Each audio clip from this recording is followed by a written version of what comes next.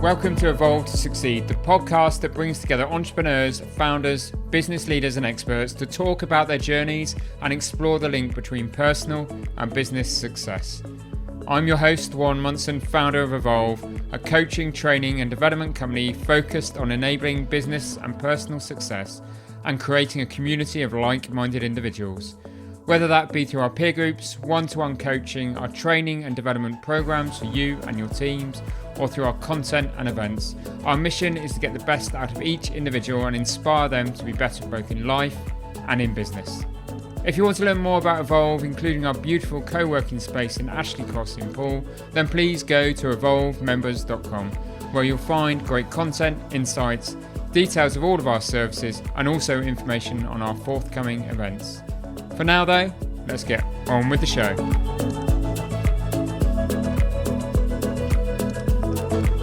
Welcome to this week's episode. Today I'm talking to Damien Roux, CEO of Drimify, a marketing gamification platform that creates customized experiences and games in minutes. Joining Damien is Christopher Bradley, Drimify's CEO, copywriter and content creator. With so many means available today to capture your audience's attention, I wanted to get a better understanding of gamification and how it can be used practically in business purposes. Damien and Chris talk us through its ability to not only enhance your brand, but how it can be used in human resources for hiring as well as team building. Among its other seemingly limitless applications, gamification can also be used to elevate your events. And with all things like AI and augmented reality growing at a rapid rate, gamification is not only heading in an exciting direction, it's important for you as a business owner, as well as your content creation team, to understand how to integrate it into your marketing and business strategies. And if all this sounds expensive, you'll be pleased to hear that part of Drimify's mission is to make gamification accessible and affordable to SMEs as well as those big corporates. Please do enjoy the conversation.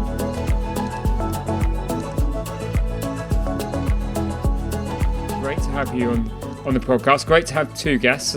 Our listeners will see why that's important later on when we talk about all things gamification. But before we do that, it's always great to speak to a business founder, business owner. So Damien, it's your business, Drimify, and I just would like to hear a little bit about your story and perhaps why and how the business came about. Okay.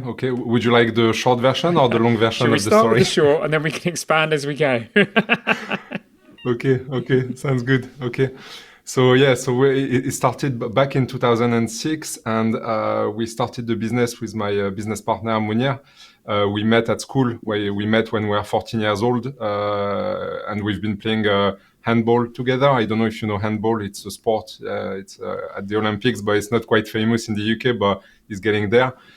So we know each other since we were 14, and then we met again after university, and we said, okay, let's try to work together, because he was working in IT and networking, and I was into marketing strategy and graphic design. So we said, okay, let's try to see if we could interact with each other and do something. And we started with small jobs. You know, he was already based in Scotland, because he was finishing his studies in Scotland at Edinburgh Napier University. And I was in France, and we said, okay, let's try to work together. It was working pretty well when we were playing handball. So we had already the team spirit, you know. And so we started with small jobs. And then we started to have medium jobs and then bigger jobs. At some point, we had to start something. We had to start a business. So the good point was he had his finance teacher at uni that was also an accountant. So he was the one helping us, and he got us started basically. And then we started with Dreamlike. So Drimify, it's a product of the Dreamlike agency. So Dreamlike is the agency. It's a digital agency. We've been operating since 2006, doing logo branding, websites, search engine optimization, all sorts of marketing services for any kind of businesses. And then at the same time, we also started a business, a side project. but that's part of Dreamlike, and it was a kids entertainment website. So we had websites in different languages, in 4 different languages, so English, French, German, Spanish, and we were putting games on those websites and exchanging games with other studios. So we were creating games for kids. And we managed to get this up to 16 million views per month. So that was quite big. And at that time, we got like big brands approaching us like Disney, Mattel, Hasbro, Sony, telling us, guys, you've got a good reach, you've got a big audience. So now we would like you to create games, but where you will be putting our products in it. So product placement. So that's how we got started in the, I would say, games and gamification industry. It was back in 2007, so 15 years ago. And those brands, so we've been creating more than 300 games for us and for them. And from there, we started thinking, okay, now we are creating always the same games again and again, like, for example, quizzes or, like small casual games. And we said there must be a way like to mutualize all this and make it a platform. So we could stop creating those games from scratch all the time, even if we had like small frameworks, but it was not like a platform where it's like a plug and play. So we said, okay, let's start a platform. So first we said, okay, how could we make quizzes quicker? So we started by creating the quizzes on the platform, and then, okay, now let's do this, now let's do that. And now we've got like more than 20 different games available on the platform, and we're adding more every quarter. So it's just how it started and how Drimify started from Dreamlike. But yeah, we've been merging our marketing expertise with our gamification expertise, and that's how we ended up creating Drimify. It's brilliant, isn't it? So it was a it was the long version, in fact, sorry. It's interesting, isn't it, though? But even when you listen to your story there, it's how the dots join up to get to where you are today. Because I'd imagine you never would have imagined you'd have the business you've got now with the kind of the agency side, the gamification side, that when you started out, when it was just the two of you founding the business. I mean, what does it feel like now to be at this stage in the journey?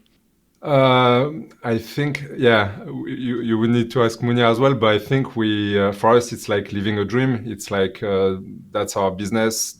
We created it. We kind of decided what we could be doing every day. I don't feel like I'm working. Every morning I start my day and I'm like, okay, let's do my stuff. But even if it's a business, at the end of the day, I think we really enjoy what we do. And it's also in line with our company's value, like with Drimify or with Dreamlike. We want to be like innovative, playful, driven. And that's our values. And I think we are embracing them. So for me, I don't feel like I'm working every day. It's more like I do my what I love. So I think that's one of the luxury of being an entrepreneur. Yeah, no, definitely.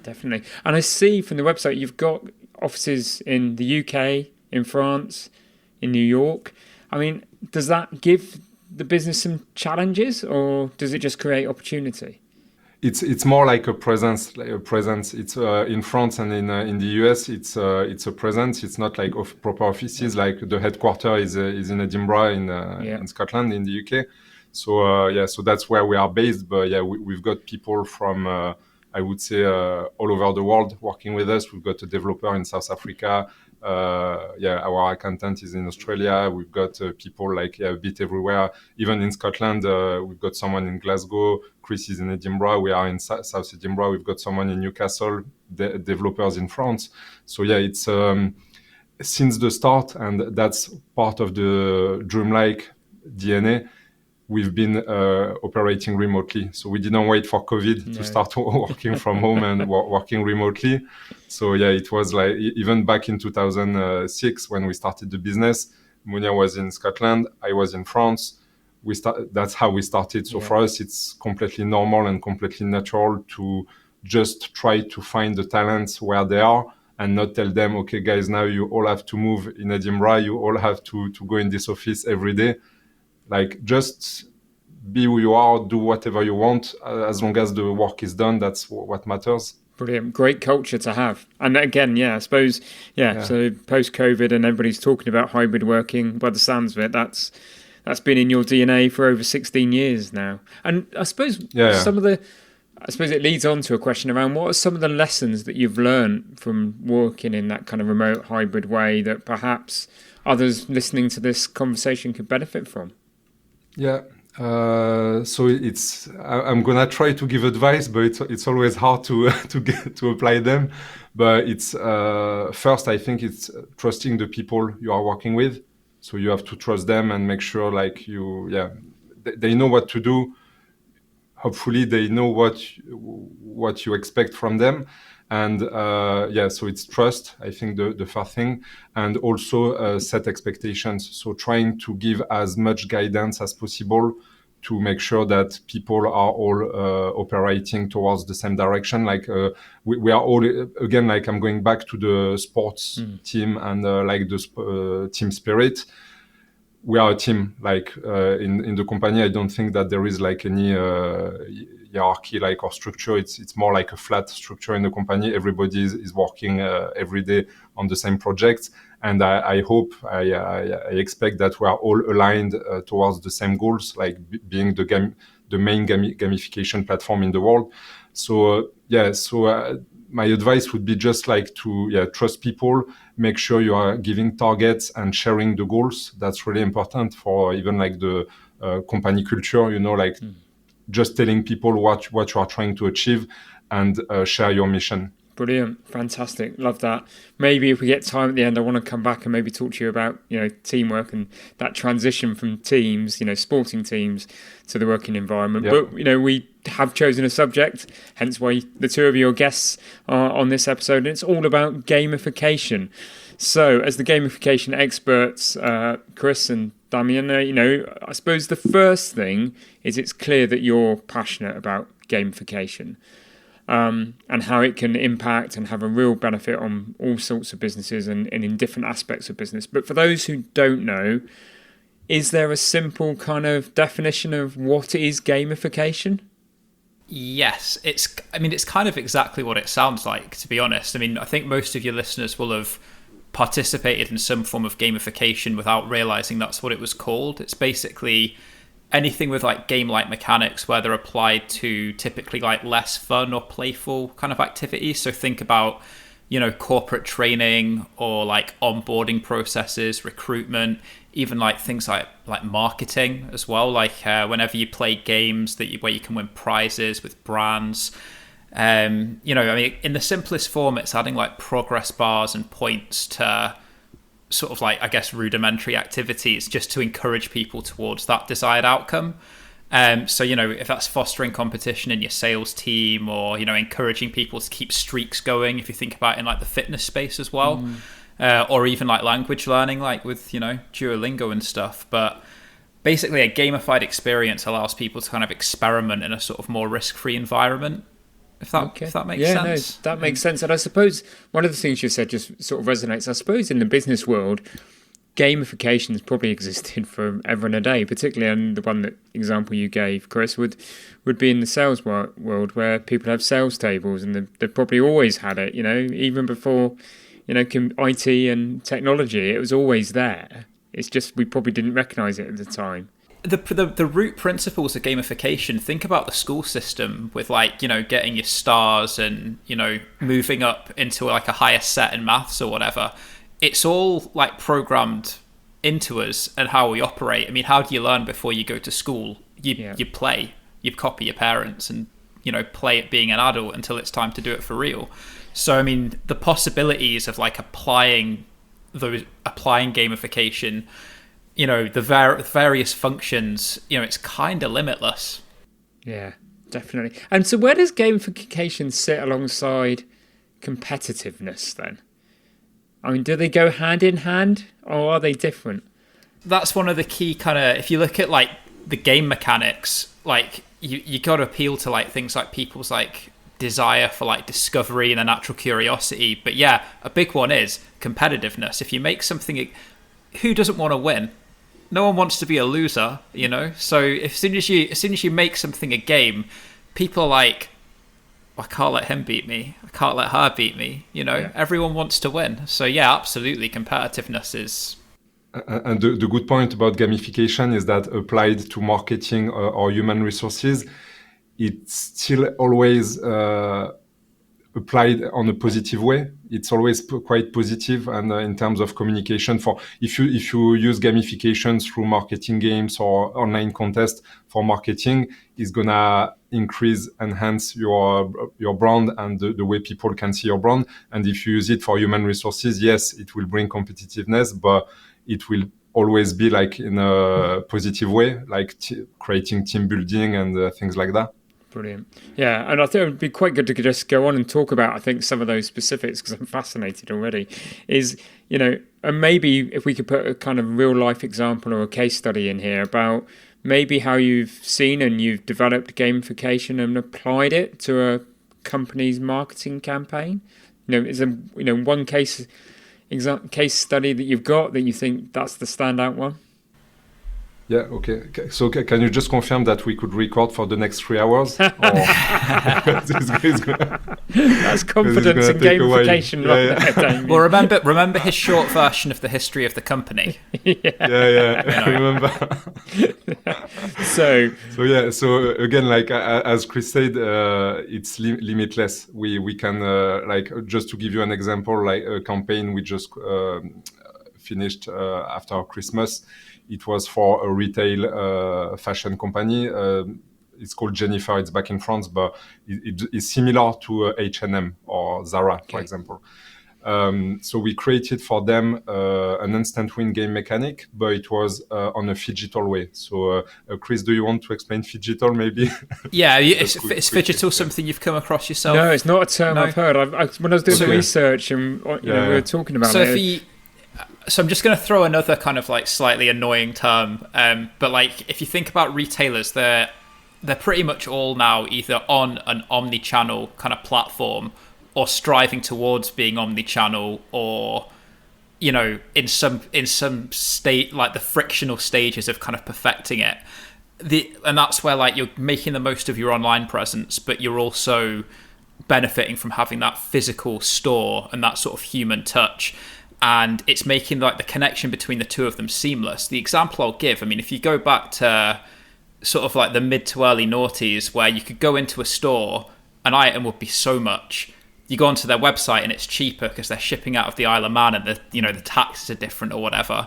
So it's getting rid of that kind of, it's making those entities like the same and benefiting from like, the speed and the convenience of your online presence, but not losing that sort of bricks and mortar, that sort of like actual connection with like where you're actually at. So like a digital marketing strategy would basically be to like offer like games or, experiences that are going to encourage people to go to the store. It's making that connection between the two of them. Yeah, it's bridging the gap between physical and digital. So that's why it's called phygital. It's my new word of the day. I like this word. Phygital, right. But you will see it coming more and more. So it's like, if I just give like simple examples on both sides, it would be start your campaign with an online contest or with a game on your social media pages.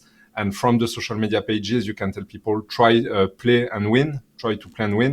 And from there, you tell them if you want to have another chance, or if you want to win more, or if you want to win bigger prizes, now come in store and play again to the same game. So it's like teasing people online to get them in store. So it's called web to store or drive to store. And the opposite can happen as well. It's like you go you go in store, you go for your shopping in Asda, for example, and you buy something. And from there, it will tell you, okay, now scan this QR code, go online and play a game. Yeah. So that's how you bridge the gap between the two. I've seen, you've seen particularly on consumer products, food, drinks products. That's it, You see that quite often now. So, that's a great example. Yeah. So going back, so what did you do this campaign pre-Christmas in France for the retailer? Yeah. So it was like a great campaign. So they wanted, I'm sure like McDonald's, when they are doing like the Monopoly campaign, where you can peel on the products and try to win something. So they've been trying to copycat this one, but in a different way. So it was, you go in store and you could buy your gloves or your hat or like winter accessories. But when you buy them, they are in a box, like a fast food packaging. So, for example, you get the burger box, you open it, and you've got like your gloves in it. So it was a way to get people engaged by telling them now all of our shops are transforming into restaurants. So it was like to make a point, a marketing point. And from there, when you get there, you get the gloves in the burger box. You could open it, and inside it you had a scratch card, so a physical scratch card. So you scratch it, and then you are getting a code, and from this code you could scan a QR code, use the unique code you got on the scratch card, and play an instant win online directly on the website. So again, it's back to the phygital aspect, where you buy a product in real life, and then you get a digital experience from it. And from the digital experience, the instant win, you could be winning a trip to New York, smartphones, like a lot of big prize, also smaller prize, and also gift cards to be spent on the shop. So you go in the shop, you go online, and you could be back in the shop again. So that's how you do it. Right, which is really interesting, because already this conversation has taken a slightly change in direction, because I thought we'd be having a very tech-heavy kind of conversation, but actually what you're both talking about is a lot of things happening online but in the real world, and guessing, and does that apply across gamification, even if we'll talk about some specifics about employee engagement maybe, or human resources or whatever it may be in a moment, but does that apply across the board? Is it something you try and introduce when Drimify or developing gamification, this kind of digital thing, is that a core offering? No, I think it just down to the roots and down to human nature. As Chris said, playing is part of the human nature. So that's why even we are not pushing towards phygital, or we are not trying to tell you, gamification in the digital world is especially connected to the physical world. It just like it becomes natural, just because that's the way it is. Chris, you also, as an organisation, gamify events. So how do you go about gamifying kind of events? Well, I dare say you've been to a few gamified events yourself. So, I mean, I'm going to kind of come at this from two different angles, because the variety of ways you can gamify an event, again, I keep using the word limitless, but they are. So let's say, for example, when you go to like a corporate event, it's quite awkward at the start, isn't it? Everyone, you're kind of meeting all these people. Yeah, everybody, who do I know? What do I know? Yeah. But you put some kind of games involved, and then suddenly people are on teams, or they're working together, or they're competing. You've got like some QR codes they've got to scan. It turns into like a treasure hunt, or think about, I guess if you think about an escape room, for an example, it breaks the ice. So that's one way you can come at it. But then if you also think about when you're at, say, like a trade show, you're competing. I mean, you've got a captive audience, but everyone's turned up, and they're all bringing their A game to try and compete for that audience attention. And this is something that I guess applies beyond just events, but we'll talk about in events for specifically. If people can come over to your booth, and you're not just on a soapbox, hammering them with your message. They can like scan a QR code, or they already know about the game, and it's a treasure hunt, or there's lots of quizzes, and there's opportunities for that to help them interact with what your message is, like whether you're selling a product, etc. Or even like just spinning a wheel. We've got like all those instant win games that can be displayed on big screens, or even like on big TVs, and people can come, and that's a way to attract people on your booth. As Chris said, you are competing with maybe 200 other businesses that are there to show their products. So you have to create the event inside the event. Yeah. So that's where gamification can help you spark the interest. Let's say you've got your booth, and you've got a big screen or a big touch screen. You've got those ones that are huge now in the shape of an iPhone, but real size. And so if on there you've got a spin the wheel or a game mechanic, people will queue to play this game. And when they queue, they can also, as Chris said, scan a QR code to play another type of game. So you can also have, you can rely on one game to create the event, but you can also have multiple experiences. And that's why you go further with gamification. It's when you engage people in your own storytelling. Storytelling is really at the heart of gamification. Yes, you want to push your marketing message across, but the main thing is to tell your story, because that's what people will remember. Yeah. Just jumping in there as well, actually. When you do go to those big trade shows, say you have got 200 people pitched up. When you leave, how many of them do you remember? Yeah. Probably less than 5, maybe. Yeah, exactly. Handful And if one of them delivered an experience, and it hyped you up and you got you excited, who are you going to remember? Yeah. That'll be one of them. It won't be the one that gave you the free pen, will it? It will be the one that did give you an experience and that kind of human interaction. I've got a lot of those pens, actually, and I couldn't tell you what's written on half of them. Or it could be the one giving you the free pen, but to get the free pen, you've been scratching something, or you've been spinning a wheel, and this will be your favorite pen then. Perfect. I suppose I've got a follow-on question. I suppose it's. Do you think there is a risk in that kind of marketing and events world that gamification can just become a distraction and the core message can be lost? And how do you keep the core message being understood by the person interacting? It's just by customizing everything and by making it personalized as much as you can. Yes, for sure, you could have a spin the wheel with 3 different companies, but the way they will bring it, the way they will design it, the kind of message they could put before the game experience, because that's something you need to understand. We are not just here to entertain people. Everything we do, we've got a specific target, specific objective behind it. So when we create a game, the game is the excuse to make it memorable and engaging. But first, what we want is to deliver the message from the company. So let's say you go on Drimify and you create your own game and customize it. You don't just customize the game itself. You can also have like intermediate screens before and after the game experience where you will be passing your message. And all this can be adapted to your brand guidelines, to your design.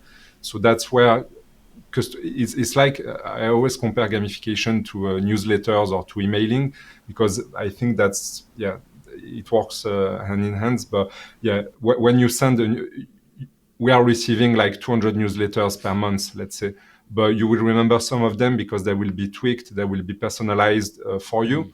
And gamification is just the same. Yes, it's a platform. Yes, you can use existing game mechanics, but then, as we said since the start, creativity is the limit. So you can go as far as you want and make it your own to make sure that your message comes across without being generic. Okay, yeah, get it, fully understand. And so we've probably so far talked about things in terms of gamification that I would understand, which is, how I might interact as a consumer, how I might attend an event, a conference or an exhibition. But I'm also interested to discuss about how gamification can be used inside of an organization, particularly around employee engagement and improving engagement and employee satisfaction. How does that come about? So I think maybe I'll start off in this one and just talk about like the concept of like employer branding. So I think anyone running a business just now knows that the recruitment market, I don't think, has ever been quite as tough on both sides, from an applicant point of view and from a recruiter point of view. And again, it's another area where you're competing for potential quality applicants' attention. So again, being able to deliver an experience that sets your brand apart and aligns with your values. It's like what Damien was saying earlier. It's all about storytelling. So, if you can deliver that engaging experience, through like a gamified recruitment process, it makes you look, you can control the content, and it makes you look more attractive, more innovative, more, just a bit sexier, really, doesn't it? Yeah, I suppose it's I like that. I get it then. I get that, particularly in the recruitment process, is we're all competing for the same talent, and it's a very limited talent pool. And if we can do something that makes us different, but as long as it reflects, I assume, our culture, our values, and what we do, then actually it makes us the attractive proposition. And again, I suppose it comes back to, if they're applying to 2 or 3 different businesses, we're the one that they remember. Yeah, exactly. Yeah, we've got like a good example for the banking industry.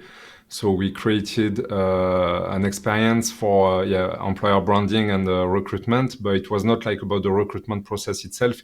It was more like for people to get to know what the company was about. So it's a bank, it's a big group.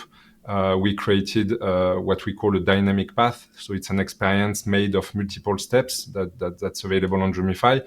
And so each step was a different kind of game, and each step was explaining something different about the company. So we were starting with a quiz about the banking industry. Then there was like a memory game where you flip cards and you are finding icons, giving you some aspects of the company, like the different kind of jobs that were available.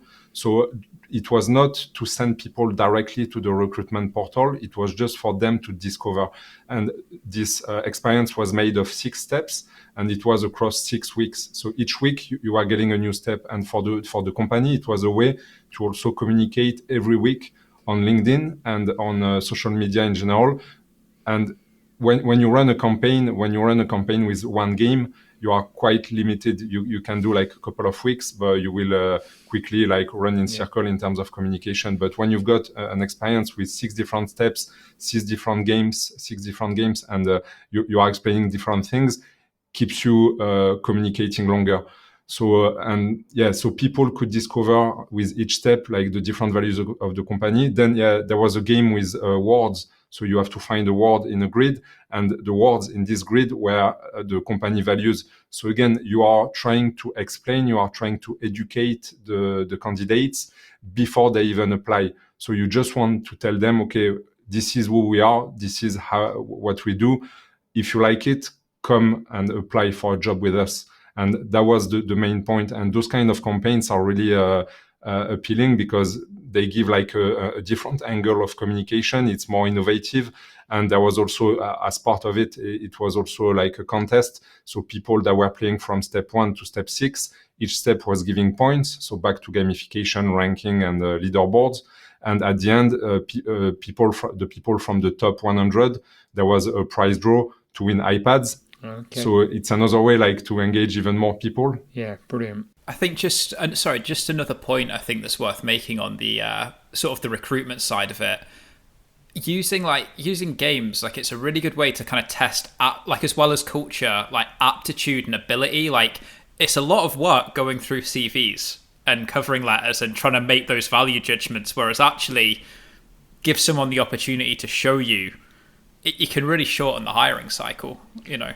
It is, and actually, you know, one of the things I've always, in the businesses I've grown and run and developed is, always recruit on aptitude, because, you know, the technical stuff, as long as they've got some of the relevant qualifications and they've got an ability to learn, you can teach that. But the aptitude and attitude is unique, isn't it? And most organisations want those people with the right aptitude and attitudes that fit their organisation. And I can see, gamification would work, wouldn't it? And you could develop the game and you could, pull in the right talent that suited your organisation. Have you seen other kind of, as the world is developing at such a quick pace, you know, we've talked about how it can be used in terms of employee engagement, recruitment, we've talked about events, marketing, but, you know, technology is also moving on. Is there other ways in perhaps that you're seeing gamification now being deployed that, you know, that excites you as being in that industry? We can see that is getting more and more into cryptocurrencies and blockchain as well. Okay. So all the cards, you know, like I don't know if you know Sorare, it's like the Panini cards of the new world, you know, like when we are collecting like football players as stickers to put them in albums. Yeah. So now it's all digital. So that's proper gamification. Then if you look at, even like cryptocurrency and blockchain in general, they are trying to gamify everything just because it brings more engagement. Okay. I mean, it's going into crypto and NFTs as well. I mean, all that stuff just exists in this digital world anyway. So like, and it's worth as much as people think it is. So applying like game-like mechanics just makes it that more engaging. And, you know, you read about all kinds of like kind of really interesting examples of how like, you know, like buying virtual plots of land and like, I don't know, feeding and breeding virtual animals or whatever. Like it's really like it. I mean, like the whole concept of like crypto and NFTs just lends itself to being like, gamified. Wow. And same with the VR, virtual reality and augmented reality. Like we saw like a crazy example last week about BMW. Yeah, Chris, if you want to. So like, quickly, I don't know if you saw this. So I think it was like an event last year, wasn't it, Damien? And like where they actually had it where you turn the car. You're driving the car, but you're on like a real track, but you're wearing like a headset, so you're seeing like this augmented, like much more exciting, almost Tron-like kind of world that you're driving through. But the car's the controller, so it's just like, I don't know, like it's. I mean, you obviously need like a racetrack to go in. Yeah, it's. I mean, yeah. Wow. I mean, if you think, I mean, the thing is as well, like, all modern smartphones are basically equipped for augmented reality anyway. So, like, you know, I mean, that's what Pokemon Go was that kicked off like a few years ago, you know. So, okay, of course it was. Yeah, that's one of the best examples. Yeah. Brilliant. So yeah, but as we said, gamification and the use of games to get things done was there before us, and it will be there after us. You know, so.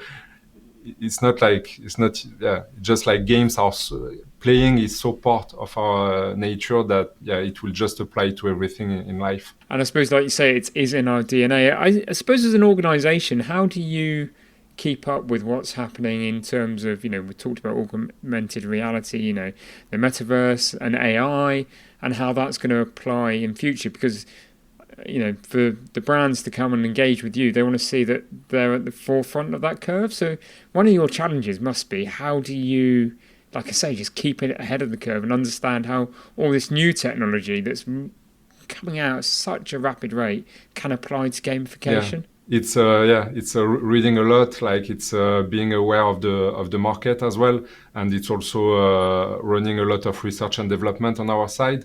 So that's what we've been doing for the past 10 years, research and development, to always try to be on the edge of things. So sometimes we were starting like small projects on the side, trying to see if it was viable. And but then, even like big companies, when you look at Google, even Google, they are starting new projects all the time, but they are also shutting down projects all the time. So the same applies to us. Like, we are trying to stay aware of what's going on and what people want.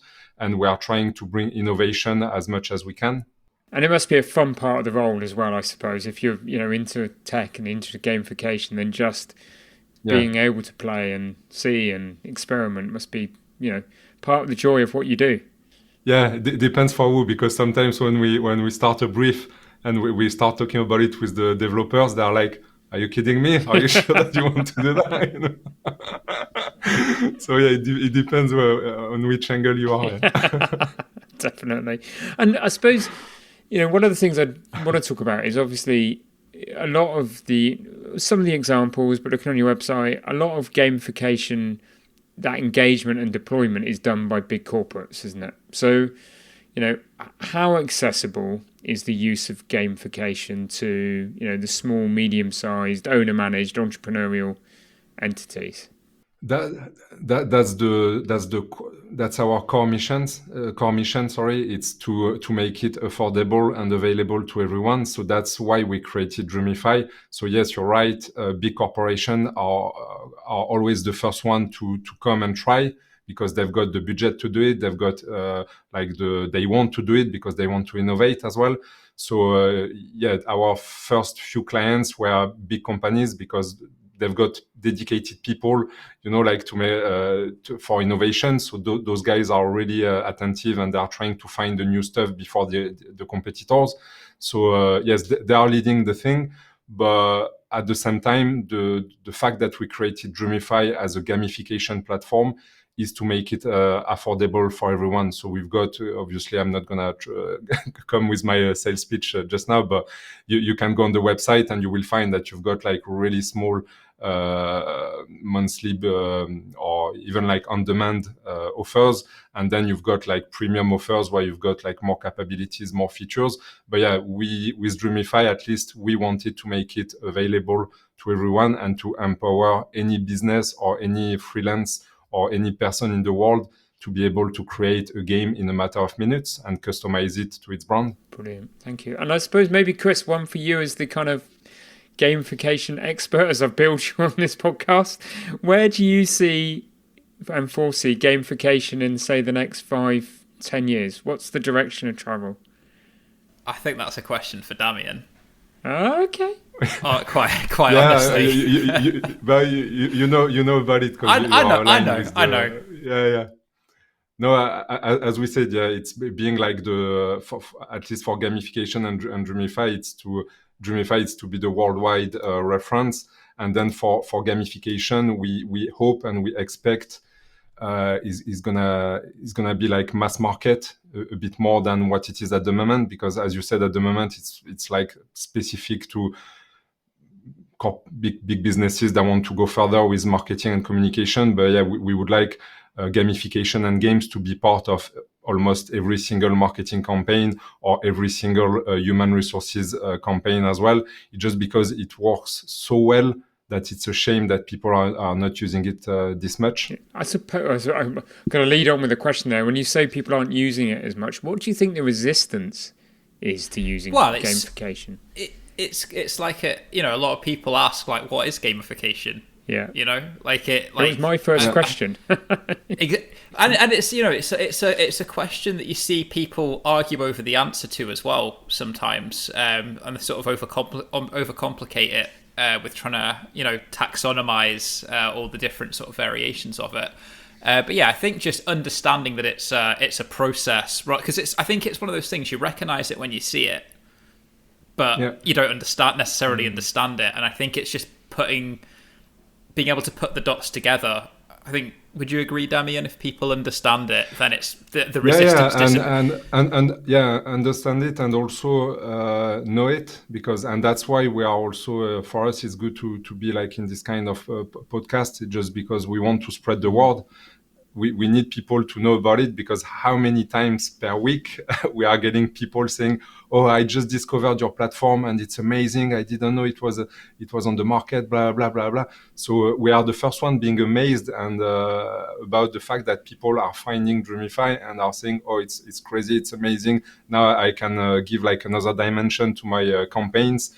So yeah, so it's just like people to know about it, for us like to keep spreading the word. And it's already part of our everyday life, but people don't realize, as Chris said. So yeah, we just need to keep going.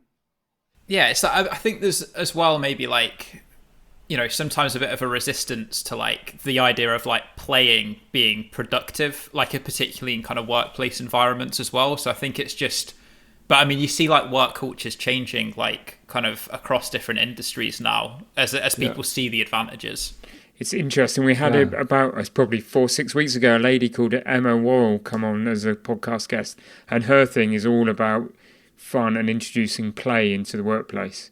And that's about culture and all of those kind of things. And I think this podcast follows really neatly, because it's about that piece around how do you actually then bring play using technology into everything you do as an organization. Yeah, and if we go back at the start of the discussion, if you remember when we were talking about kids to learn something, if you get them to learn something while they play, it will be much more efficient. So the same applies to us. Like adults are just big kids, and it's the same. Like if you are in a company and someone is sending you a 20 pages Word document that you've got to read, you're not gonna read it. But if you send the same message but through a game, the conversion rate will be like times 10, Put it this way, every time you get, say, like a new piece of software that you need to figure out how to use for your job, what's the expression that you drop? Like, "Oh, I'll have a play around with it. I say, figure it out." Yeah, definitely. Yeah.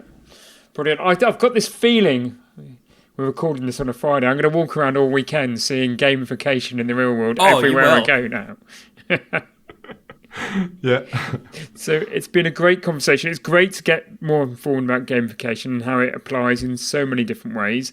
If people want to connect with the two of you, learn more about Drimify and gamification, where can they go? They can go on the website, so drimify.com, and also on LinkedIn. We are on LinkedIn, so that would be the best place to engage and to start a conversation. Brilliant. Thank you both for being great guests on the Evolve to Succeed podcast. Well, thanks for being a great host. Thank you. It's been a pleasure. Yeah. Thank you.